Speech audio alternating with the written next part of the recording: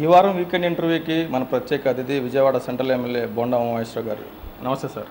నమస్తే. తాజా రాజకీయ పరిణామాల నేపథ్యంలో ఈ వారం కావచ్చు, గత కొద్ది రోజులుగా జరుగుతున్న పరిణామాలపై మీతో మాట్లాడేందుకు హెచ్ఎంటీ వచ్చింది. ప్రధానంగా బోండా ఉమామహేశ్వరరావు అంటే విపక్షాలపైన విరుచుకుపడతారు.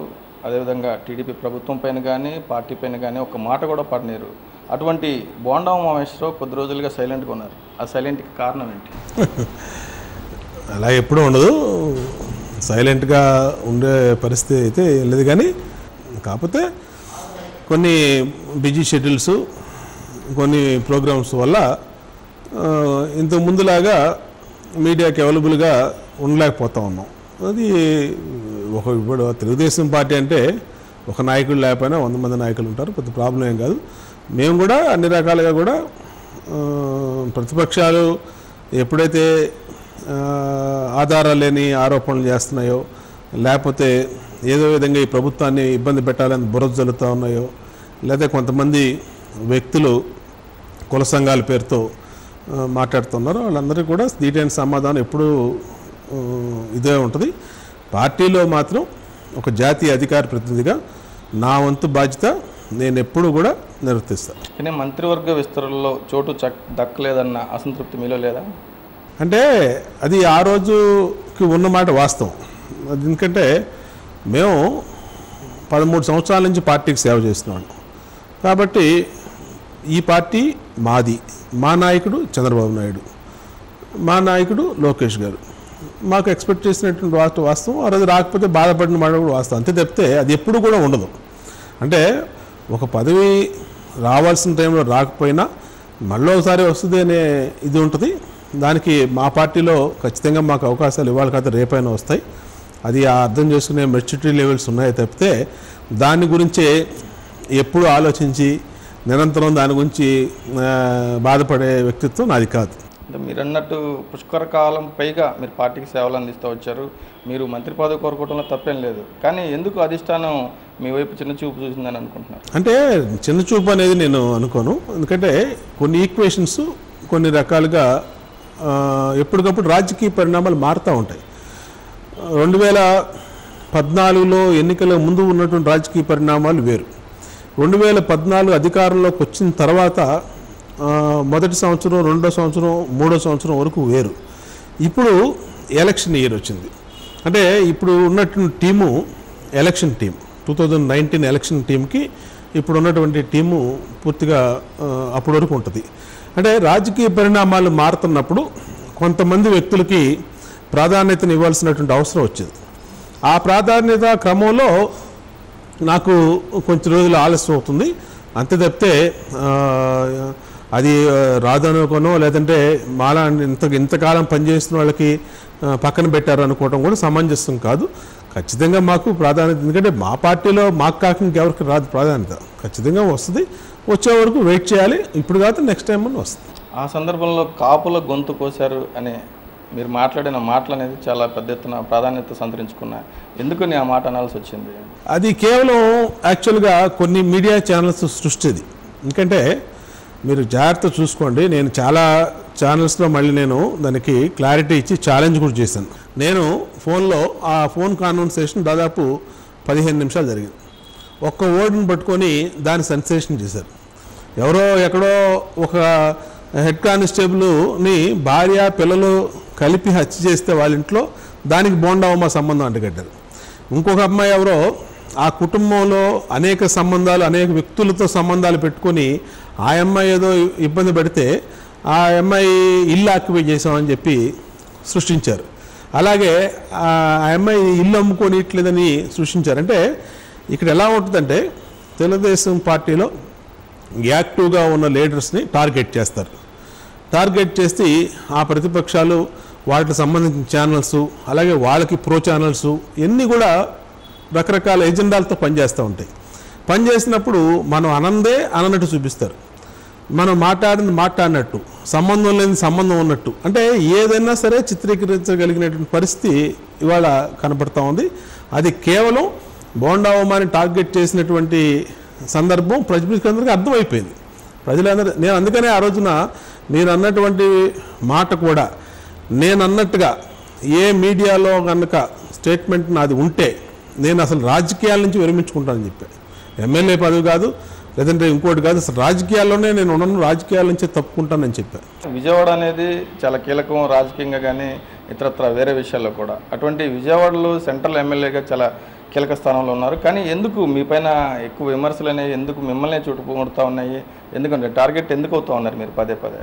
పార్టీ జోలికి కానీ మా నాయకుడి జోలికి ఎవరు వచ్చినా సరే స్పష్టమైన వైఖరితో మనం ఖండించడం వల్ల ఇవాళ వాళ్ళకి టార్గెట్ని అయ్యా. అంటే రాజకీయంగా నేను చేస్తున్నటువంటి నియోజకవర్గంలో చేస్తున్నటువంటి అభివృద్ధిని ఎదుర్కోలేరు, ఈ విజయవాడలో నా ఎదుగుదలని అడ్డుకోలేరు, అలాగే ప్రతిపక్షాలని ఖండిస్తున్నటువంటి నా గొంతును అడ్డుకోలేరు. ఇవన్నీ అడ్డుకోలేక ఇలాగా ఇవన్నిటిని కూడా సృష్టిస్తూ ఉంటారు, అలాగే టార్గెట్ చేస్తూ ఉంటారు.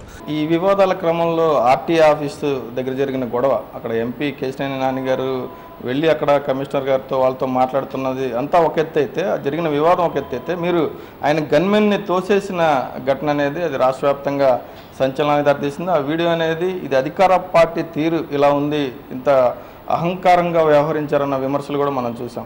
ఎందుకు ఆ రోజు అలా వ్యవహరించాల్సి వచ్చింది? అంటే ఒక్కొక్క సందర్భంలో ఎలా ఉంటాయంటే, ఆ రోజు జరిగింది ఏంటి, ఫస్ట్ పార్లమెంట్ సభ్యుల్ని అక్కడ ఉన్నటువంటి అధికారులు అవమానకరంగా ఆయనతో మాట్లాడారు, ఆయనతో ప్రవర్తించారు. ఆ రోజు అసెంబ్లీ జరుగుతూ ఉంది, నేను అసెంబ్లీ హౌస్లో ఉన్నా, నా పిఏ వచ్చి ఇలా కవర్ చేస్తే నేను ఇమీడియట్గా బయలుదేరి వచ్చా. అట్లాగే నాతో పాటు మిగతా ఎమ్మెల్సీ గారో లేదా చైర్మన్ గారో వాళ్ళు కూడా వచ్చారు. అక్కడికి వచ్చినప్పుడు కమిషనర్ గారితో మాట్లాడతానికి వెళ్తూ ఉంటే ఆ గన్మ్యాన్కి నేనెవరో తెలీదు, నన్ను ఆగమన్నాడు. నువ్వు అతను నాకు తెలియదు, అతను సివిల్ డ్రెస్లో ఉన్నాడు, అతని దగ్గర వెపన్ కూడా లేదు, అతను గన్మ్యాన్గా గుర్తించడానికి ఒక యూనిఫామ్లో లేడు, లేదంటే టీషర్ట్ వేసుకుని ఉన్నాడు, మీ విజువల్స్లో కూడా ఉన్నాయి. అతను ఎవరో మనకు తెలీదు. నేను సందర్భం ఏంటి, మాకు కావాల్సింది ఏంటి, మా అధికారి అక్కడ ఉన్నారు, ఒక సీనియర్ ఐపీఎస్ అధికారి, ఆయనతో మాట్లాడటానికి వెళ్తే ఆయనతో నేను మాట్లాడతాను. ఒక ప్రజాప్రతినిధి ఒక అధికారితో ఒక విషయం మీద మాట్లాడే హక్కు మాకు ఎప్పుడూ ఉంటుంది, అది ఎక్కడైనా ఉంటుంది. దాంట్లో నువ్వెవరు అడ్డుపడతాను అనే విషయంలో నేను తోసిన మాట వాస్తవం. మా నాయకుడు రెండో రోజు పొద్దున్నే అందరినీ పిలిచి ఏం జరిగింది, వాస్తవాలు జరిగిందంతా తెలుసుకున్నారు. అదే అయినా సరే మేము మా నాయకుడు చెప్పమంటే మేము వెళ్ళి క్షమాపణ చెప్పాం. ఒక ఎంపీ, ఒక ఎమ్మెల్యే, ఒక ఎమ్మెల్సీ వాళ్ళ కార్యాలయానికి వెళ్ళి చెప్పినటువంటి చరిత్ర ఈ రాష్ట్ర చరిత్రలోనూ సమైక్య రాష్ట్రంలో కూడా లేదు. ఎప్పుడు ముఖ్యమంత్రి చంద్రబాబు నాయుడు మాటకి విలువిచ్చి మేము వెళ్ళి క్షమాపణ చెప్పామంటున్నారు. పదే పదే అలా చెప్తున్న నేపథ్యంలో మీ తప్పు లేకపోయినా మేము అనవసరంగా క్షమాపణ చెప్పామన్న ఫీలింగ్ మీలో ఉందా? మేము వాస్తవాన్ని ఆయన ముందు పెట్టాం. ఇప్పుడు మీకు వేరే విధంగా చెప్పచ్చు, లేదంటే మీకు వేరే విధంగా తెలిసి ఉండొచ్చు, కానీ మా నాయకుడికి మాత్రం జరిగినట్టు వాస్తవం అంతా ఆయన ముందు పెట్టాం. ఆయన కూడా స్పష్టంగా అన్నారు అలా చేసి ఉండకూడదు వాళ్ళు కూడా అని. కానీ ఏదేమైనా సరే మనం డెమోక్రసీలో ఉన్నాం, మన ప్రభుత్వంలో ఉన్నాం, అధికారంలో ఉన్నాం, మనమే ఒక స్టెప్పు వెనక్కేసి మనం చెప్తే హుందాగా ఉంటుంది అన్నాడు. ఎస్, మీరేం చెప్తే దాన్ని తూచా తప్పకుండా అమలు చేయడానికి మీ మనుషులుగా మేము ఎప్పుడు సిద్ధంగా ఉన్నాం. మా ఈగోలను పక్కన పెట్టో, మా ఇది పక్కన పెట్టో అని అనుకున్నాం. ఆయన చెప్పాడు, మేము చేసాం. బాస్ చెప్పాడు, బాస్ కింద ఆయన అనుచరులుగా, ఆయన శిష్యులుగా చేసి. బాస్ ఈజ్ ఆల్వేస్ కరెక్ట్ అంతే, బాస్ ఈజ్ ఆల్వేస్. ప్రస్తుతం జరుగుతున్న పరిణామాల నేపథ్యంలో ఆయన కొంత మాట్లాడుతున్న మాటలు వివాదాస్పదం అవుతున్నాయి. మన నంద్యాల వెళ్ళిన పర్యటన నేపథ్యంలో ఆయన మాట్లాడి నేనేసిన రోడ్లు, నేనేసిన పెన్షన్లు తీసుకొని ఎలా ఉంటారు, కొన్ని గ్రామాలు మనకు వ్యతిరేకంగా ఉన్నాయి, అటువంటి గ్రామాల్లో ఏ పనులు చేయనని సీఎం గారు మాట్లాడిన మాటలు కావచ్చు. మొన్న కిదాంబి శ్రీకాంత్ సన్మాన సభలో ఆయన మాట్లాడింది నోబెల్ ప్రైజ్ ఇప్పిస్తాము ఒలింపిక్స్కి సంబంధించి, ఫస్ట్ ప్లేస్లోకి వస్తే దానికి నోబెల్ ప్రైజ్ ఇస్తానని ఇలా మాట్లాడటం చూస్తుంటే కొంత ఫ్రస్ట్రేషన్లో ఉన్నారని చెప్పి విపక్షాలు విమర్శిస్తా ఉన్నాయి. ఇలాంటి వ్యాఖ్యలను కూడా మీరు సమర్థిస్తారా? బాస్ ఈజ్ ఆల్వేస్ కరెక్ట్ అని ఇప్పుడు కూడా మీరు అంటారా? ఎప్పటికైనా బాస్ ఈజ్ ఆల్వేస్ కరెక్ట్, దాంట్లో డౌటే లేదు. నా పద్ధతి అది, ఇంకొక నాయకుడి పద్ధతి వేరే ఉండొచ్చు, నాకు అనవసరం.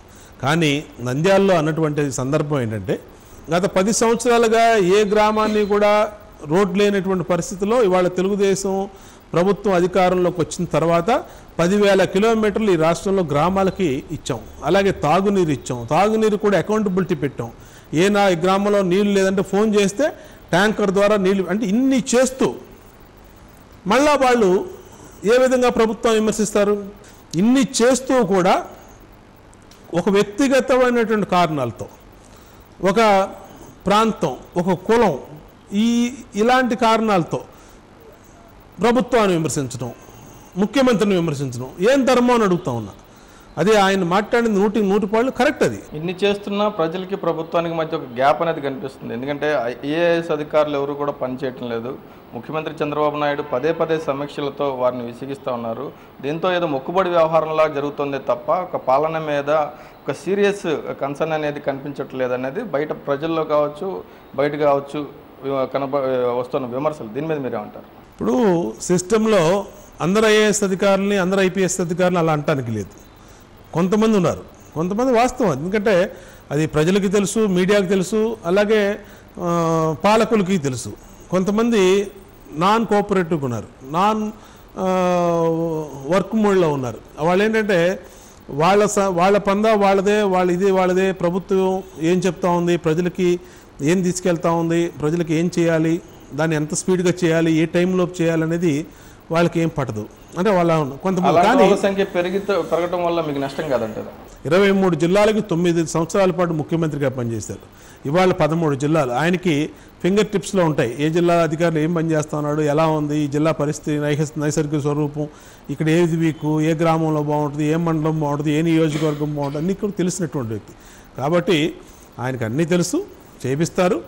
పై అధికారి పనిచేస్తూ ఉంటే అహర్నిశలు ఇతను ఇన్ని రోజులు ఇంట్లో పడుకుంటాడు. ముఖ్యమంత్రి రోజు 17-18 గంటలు పనిచేస్తూ ఉంటే ఆయన ఆఫీస్లో ఉండే ప్రిన్సిపల్ సెక్రటరీలో, కింద ఉండే ప్రిన్సిపల్ సెక్రటరీలో వాళ్ళ ఇళ్ళల్లో ఏ విధంగా పడుకుంటారు.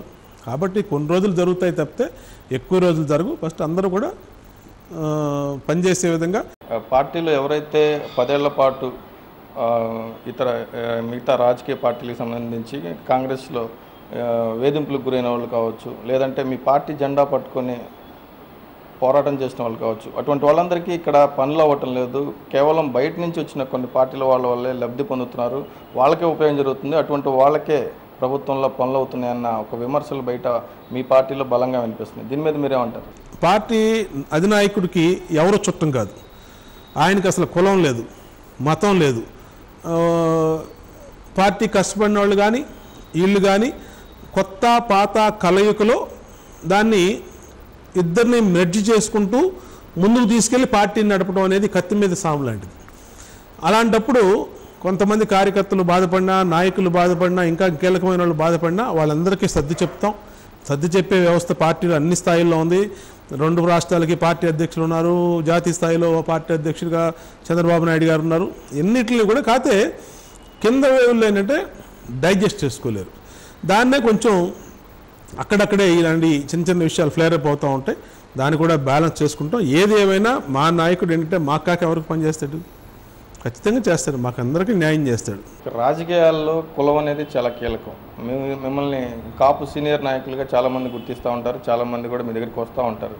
ప్రజెంట్ కాపుల్ని బీసీలో చేర్చే అంశం అనేది చాలా సీరియస్గా జరుగుతూ ఉంది. దీని మీద ముద్రగడ పద్మనాభం గారు చాలా ముందుకు వెళ్తున్నారు, రేపు పాదయాత్ర ద్వారా కూడా ముందుకెళ్ళబోతున్నారు. కానీ ఆయన్ని అడుగడుగున ఆయనకి అడ్డంకులు సృష్టిస్తూ ఉన్నారు, బయటికి రావటం లేదు. కాపుల గొంతు నొక్కే ప్రయత్నం చేస్తూ ఉన్నారని చెప్పి మిగతా లీడర్లు అంతా కూడా అంటున్నారు. దీని మీద మీ కామెంట్ ఏంటి? ముద్రగడ గారి విషయం నేనేమంటున్నానంటే స్పష్టంగా నేను ఆయనకు అంతకుముందు కూడా ఇదే ప్రశ్న సంధించాను, జవాబు లేదు. అలాగే ఆయన పక్కన ఉన్నటువంటి శక్తులు, కాపుల్లో ఉన్నటువంటి నాయకులు అధికారంలో ఉన్నప్పుడు వాళ్ళకి కాపుల అంశం గుర్తురాలా. ఇవాళ తెలుగుదేశం పార్టీ మేనిఫెస్టోలో పెట్టింది మా నిర్ణయం, మా నాయకుడి నిర్ణయం ద్వారా పెట్టారు తప్పితే మీరందరూ కోరితే పెట్టలా. 2014 అధికారంలోకి వచ్చినాక కాపుల్ని బీసీ స్టేటస్లో కల్పించడానికి 2014 మార్చిలో సుప్రీంకోర్టు ఇచ్చినటువంటి జడ్జిమెంట్ ప్రకారం, ఫుల్ బెంచ్ ఇచ్చిన జడ్జిమెంట్ ప్రకారం, ఆ న్యాయ సూత్రాలు, ఆ నియమ నిబంధనల ప్రకారం ఇవాళ ఆంధ్రప్రదేశ్ ప్రభుత్వం, ముఖ్యమంత్రి చంద్రబాబు నాయుడు గారు ఇవాళ బీసీ స్టేటస్ కల్పించడానికి ఒక ప్రక్రియ స్టార్ట్ అయింది. మంజునాథ కమిషన్ వేసాం, పల్స్ సర్వే పూర్తి చేసాం.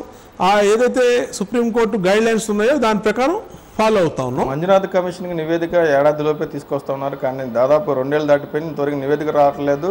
ఇది ఎలక్షన్ల వరకు పొడిగించడమే, ఇది కూడా ఒక రాజకీయ ఎత్తుగడ అనే విమర్శలు ఉన్నాయి మీ మీద. ఇప్పుడు దాంట్లో తప్పేంటని అడుగుతా ఉన్నా. దాంట్లో ఆయన అడుగుతా ఉన్నా, మీరు 10 సంవత్సరాలు అడగిన వాళ్ళు ఇవాళ మీరు ఈ మంజునాథ కమిషన్ని ప్రశ్నించడానికో అసలు మంజునాథ కమిషన్ రాజకీయ ప్రయోజనాలు తెలుగుదేశం మేము స్పష్టంగా మేమే చెప్పాం. పెట్టింది మేము, కాపుల్ని రిజర్వేషన్ కల్పిస్తామని, నెరవేర్చేది మేము. మంజునాథ కమిషన్ వేసింది మేము, కాపు కార్పొరేషన్ పెట్టింది మేము, పల్స్ సర్వే చేసింది మేము. మీకేంటి బాధ? ఖచ్చితంగా 70 సంవత్సరాలు స్వతంత్రం వచ్చి, ఆ స్వతంత్రం వచ్చిన 70 సంవత్సరాల్లో మీరు ఏ ప్రభుత్వాన్ని నిలదీలా? ఇవాళ తెలుగుదేశం ప్రభుత్వం కాపుల ఆశలను నెరవేరుస్తున్నప్పుడు ఎందుకు మీరు నిలదీస్తున్నారు? ఎందుకు మీరు విమర్శిస్తున్నారు? ఏ రోజైనా మీరు మంజునాథ కమిషన్ కలిశారా? ఏ రోజైనా ముఖ్యమంత్రిని ఈ సమస్య మీద మా కాపులు, మా జాతి, మా కులం, ఈ సమస్యల మీద మీరు ఏమైనా కలిశారా? ఎందుకు కలవలా? పోనీ కలెక్టర్ని పోనీ ముఖ్యమంత్రిని కలవలా, మంజునాథ కమిషన్ కలవలా, ఏ కలెక్టర్నైనా కలిశారా?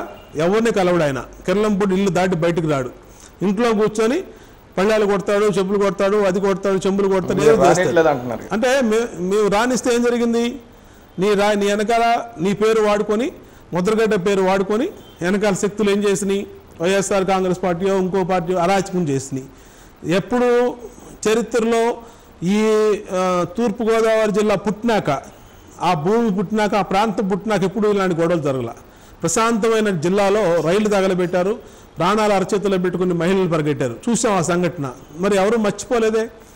మేమేమంటున్నామంటే ఇవాళ ఈ ప్రభుత్వం నెరవేరుస్తున్న టైంలో మీరు ఎందుకు అడ్డుపడుతున్నారు?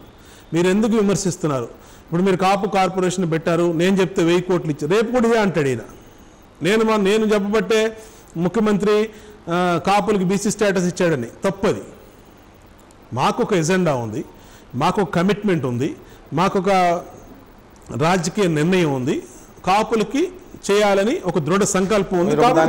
కాపు కార్పొరేషన్ లక్ష్యాలను చేరుకుంటుందా? దాని పనితీరు మీద మీరేమంటారు? ఏ ముఖ్యమంత్రి కూడా కాపుల ఓట్లతో గెలిచి పదవులు అనుభవించారు తప్పితే 1000 రూపాయలు ఏ ముఖ్యమంత్రి ఇవ్వలా, ఏ ప్రభుత్వం ఇవ్వలా. ఈ 70 సంవత్సరాల్లో మొట్టమొదటిసారిగా ఆంధ్రప్రదేశ్లో కాపు జాతి కోసం 1000 కోట్లు ఇచ్చినటువంటి ప్రభుత్వం చంద్రబాబు నాయుడు గారి ప్రభుత్వం, తెలుగుదేశం ప్రభుత్వం. ఇవాళ ఆ 1000 కోట్లని చివరి లబ్ధిదారుడు, గ్రామాల్లో ఉండే చివరి కాపు సోదరుడికి ఇచ్చేదానికి ప్రభుత్వంలోనే అందరం కూడా పనిచేస్తాం. ఎందుకంటే ప్రభుత్వం నిర్దేశించింది, ఇది ప్రభుత్వ నిర్ణయం, చట్టం చేసింది, దాన్ని సక్రమంగా అందిస్తాం. అట్లాగే ముఖ్యమంత్రి గారు ఏ బాధ్యతలు చేపట్టినా, ఏ బాధ్యతలు చేపట్టమన్నా చేపడతాం. ఆ సమర్థత ఉంది, ఆ చేసే కష్టపడే పనితీరు ఉంది, చేయగలిగినటువంటి అనుభవం కూడా ఉంది. ఖచ్చితంగా చేస్తాం, దాంట్లో ఇబ్బంది లేదు. కాకపోతే అంత అవసరం లేదు. ఇప్పుడు ఎమ్మెల్యే బోండా ఉమామహేశ్వరరావు ప్రస్తుతం కొంత అసంతృప్తిగా ఉన్నారు. వచ్చే ఎన్నికల్లో ఆయన చూపు జనసేన వైపు ఉందనేది ఒక టాక్. దీని మీద మీరేమంటారు? ఇప్పుడు ఈ ప్రశ్న పుట్టించినటువంటి వాళ్ళు కానీ స్పష్టంగా చెప్తా ఉన్నా, లేదంటే అనేవాళ్ళు కానీ, విమర్శకులు కానీ, శత్రువులకు కానీ, మీడియా సోదరులకు కానీ, ఇప్పుడు ఇక్కడ ఉన్నది, ఇక్కడ లేనిదేంటి, అక్కడ కొత్తగా వచ్చేదేంటి? నాకు నా పార్టీ తెలుగుదేశం పార్టీ. నేను ఎన్నో రకాలుగా చెప్పా, ఎన్నోసార్లు చెప్పా, ఒకే పార్టీ, ఒకే నాయకుడు, నా అభిమతం, నా నిర్ణయం, నా స్వభావం. ఇంకా పదే జనసేన వస్తే 2009లో నాకు టికెట్ ఇస్తామని నా పేరు అనౌన్స్ చేసి మార్చారు. ఆ రోజు కనుక నేను పీఆర్పీకి వెళ్ళి ఉంటే ఎమ్మెల్యే వెళ్ళేవాడిని తప్పుడు వెళ్ళేవాడిని. ఇవాళ ఎమ్మెల్యే అయినాక, పార్టీలో ఒక జాతీయ అధికార ప్రతినిధిగా ఉన్నాక, ఒక సమర్థుడైన నాయకుడి కింద పనిచేస్తున్నప్పుడు అసలు నాకు వెళ్ళాల్సిన అవసరం ఏముంది? వాళ్ళు 2009లో అనౌన్స్ చేసి ఆపేశారు. 2014లో మంత్రి పదవి వస్తుంది, రావాల్సిన సమయంలో రాలేదు. ఈ అసంతృప్తి ఏం లేదు, మీరు వెళ్ళటానికి ఇంకా అవకాశం లేదా?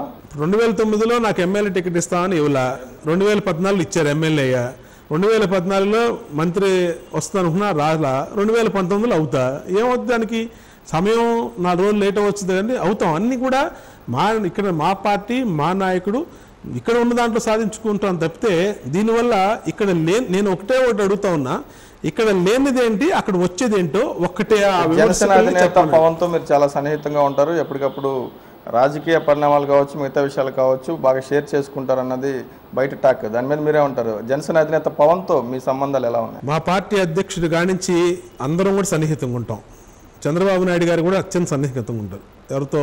జనసేన పవన్ కళ్యాణ్. ఎందుకు ఉంటారు? మిత్రపక్షం కాబట్టి. 2014లో కలిసి పోటీ చేసాం. ఇవాళ ఈ రాష్ట్రంలో మంచి ప్రభుత్వం రావాలని ఆయన ఒక్క ఎమ్మెల్యే సీటు కూడా పోటీ పెట్టకుండా ఈ ప్రభుత్వాన్ని ఏ స్వార్థం లేకుండా ఈ రాజకీయ పార్టీ భారతీయ జనతా పార్టీ తెలుగుదేశం కూటమిని ఇక్కడ సపోర్ట్ చేశాడు ఆయన. వచ్చే ఎన్నికల్లో సొంతంగా ఆయన పోటీ చేస్తే ఆయన రాజకీయ ప్రత్యర్థిగానే భావిస్తారా మీరు? మేము ఒకటే చెప్తా ఉన్నాం, మళ్ళీ మీకు ఇంకా second word, second line, second thought అనేది ఉండదు నా మాటల్లో. ఒకటే లైను, అధినాయకుడు ఏం చెప్తే అదే, పార్టీ నిర్ణయమే మా నిర్ణయం, మాది తెలుగుదేశం పార్టీ, మా నాయకుడు చంద్రబాబు నాయుడు గారు, దాన్ని తూచా తప్పకుండా ముందుకు తీసుకెళ్ళటమే మా పార్టీ లక్ష్యం. మా పార్టీతో మిత్రపక్షాలన్నింటినీ గౌరవిస్తాం. రాజకీయంగా ఎవరైతే ఇతర పార్టీలు బరిలో దిగి మా మీద పోటీ చేస్తానికి ముందుకు వస్తే ఖచ్చితంగా ఎదుర్కొంటాం. దాంట్లో డౌట్ ఎందుకు వస్తుంది? ఎందుకు ఉంటుంది డౌటు? 2019 పోటీకి వచ్చేటప్పటికి ఆయన పార్టీ నిర్ణయం ఆయనది. అలాగే ఆయన మాతో ఉంటే చక్కగా అంతకన్నా ఇంకా ముందుకు కలిపి తీసుకెళ్తాం. ఎందుకంటే ఆయన ఒకటే అన్నాడు, పార్టీ పెట్టిన రోజే, నేను పార్టీ పెట్టేది ఎమ్మెల్యేని అవడానికో, ఎంపీని అవడానికో, మంత్రిని అవడానికో, ముఖ్యమంత్రిని అవడానికో కాదు జనసేన పార్టీ పెట్టింది. ప్రజలకి పనిచేయడానికి, ప్రశ్నించడానికి పార్టీ పెడుతున్నా. పదవుల కోసం కోరకుండా ఈ భారతదేశంలో రాజకీయ స్వార్థం లేనని ప్రకటించినటువంటి వ్యక్తి ఆయన, పవన్ కళ్యాణ్ గారు. అలాంటి వ్యక్తి ఇవాళ మాతో ఉన్నాడు. మేము రేపు కూడా మాతోనే ఉంటాడు అనుకుంటా ఉన్నాం. ఎందుకంటే ఆయనకేమీ రాజకీయ వ్యామోహం లేదు, రాజకీయ పదవుల మీద ఆశ లేదు ఆయనకి. దీంట్లోకి వచ్చి ప్రజలకు సేవ చేయాలనుకున్నాడు తప్పితే దొంగల్లాగా, దోపిడి దొంగల్లాగా ఈ రాజకీయాలను పెట్టుకుని దోసుకుందాం అనే మనస్తత్వం అయితే లేదు. ఆయన పిలిస్తే మిమ్మల్ని రమ్మని మీరు ఎందుకు పిలుస్తారంటున్నా? ఎందుకు పిలుస్తారు? ఒక పార్టీలో క్రియాశీలకంగా ఉన్నటువంటి వ్యక్తుల్ని ఎందుకు పిలుస్తారు? ఎందుకు పిలవాలి? ఆయన కరువా? నాలాంటి బొండవ వాళ్ళు 100 మంది దొరుకుతారు ఆయనకి. అది కాదు ఇక్కడ ఇష్యూ. కాబట్టి ఏంటంటే ఎన్ని స్పెక్యులేషన్స్, మనం ఒక పరిధి ఉంటుంది. మేము దీనికి ఎక్కడ దగ్గర పులి స్టాప్ పెట్టాలి, చాలా చోట్ల చెప్పాను. నేను అనేది నా నిర్ణయం అయితే ఎవడేమన్నా అనుకొని నాకు అనవసరం. ఒకటే పార్టీ, ఒకటే నాయకుడు తుది వరకు, అది నా నిర్ణయం. ఇక ప్రతి వాళ్ళు బయట వచ్చే వార్తలకి, గాసిప్ వార్తలకి రోజు ఇంటింటికి వెళ్ళి సమాధానం చెప్పలేం. కాబట్టి నా నిర్ణయం అయితే అది. ఆయన కూడా రేపు 2019లో తెలుగుదేశం పార్టీ పొత్తులోనే ఉండి ఈ రాష్ట్రం అభివృద్ధికి సహకరించాలని కోరుకునే వాళ్ళలో మొదటి వాడిని నేను. అదే ఆశిస్తూ ఉన్నా, అదే జరుగుద్దని అనుకుంటా ఉన్నా. ఇక ఆయన రాజకీయం నిర్ణయం వేరే కాబట్టి, ఆయన రాజకీయ పార్టీ అధ్యక్షుడు కాబట్టి ఆయన నిర్ణయం ఆయన తీసుకుంటాడు. బట్ బోండామా మట్టుకు ఎప్పుడు తెలుగుదేశంలోనే కొనసాగుతారు. Right sir, thank you very much. రాజకీయ సమకాలీన పరిస్థితులపై ఇప్పటివరకు మనం ఎమ్మెల్యే బోండా ఉమేశ్వర్ గారి అభిప్రాయాలు తెలుసుకున్నాము. మళ్ళీ మరో వీకెండ్ ఇంటర్వ్యూలో మళ్ళీ మరో అతిథితో మళ్ళీ కలుద్దాం.